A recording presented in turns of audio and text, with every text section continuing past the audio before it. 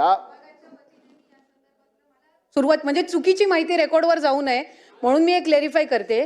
लाडकी बहीण योजनेचे फॉर्म घेत असताना आपण ऑफलाईन, आपण ॲप, आपण पोर्टल असे वेगवेगळे माध्यम लाभार्थ्यांसाठी उपलब्ध करून दिले होते आणि म्हणून त्याच्यामध्ये ॲप आणि पोर्टल हे दोन्हीही प्लॅटफॉर्म्स आहेत आणि हे दोन्ही प्लॅटफॉर्म्स असताना जे ऑफलाईन फॉर्म पण जे अंगणवाडी सेविका असतील, आशा सेविका आहेत, तिथले ग्रामसेवक आहेत, वेगवेगळी जे सरकारी यंत्रणा आहे यांना सुद्धा आपण तिथं लाभार्थ्यांना सोयीस्कर पडावं रजिस्ट्रेशनसाठी त्या दृष्टिकोनातून आपण हे केलेलं आहे.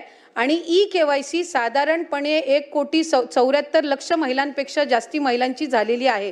हे मी ऑन रेकॉर्ड आपल्याला इथे सांगत आहे. 31 डिसेंबरपर्यंत त्याची मुदत आहे आणि त्याच्यामुळे कुठेही या संदर्भामध्ये रजिस्ट्रेशन करत असताना वेगवेगळे प्लॅटफॉर्म्स आपण त्यांच्यासाठी रजिस्ट्रेशनसाठी उपलब्ध करून देत असताना कुठल्याही लाभार्थ्यांच्या आकडेवारीची कुठल्याही गोष्टीची इथं गडबड किंवा कुठल्याही पद्धतीचे याच्यामध्ये दुर्लक्ष झालेलं नाही. ठीक आहे. सन्मान्य सदस्य हारून खान.